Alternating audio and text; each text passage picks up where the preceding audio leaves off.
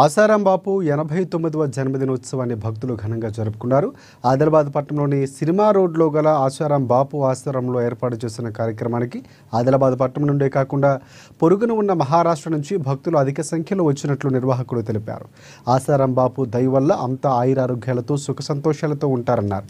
వేడుకల అనంతరం భక్తులకు మహాన్నదాన వితరణ కార్యక్రమాన్ని చేపట్టారు.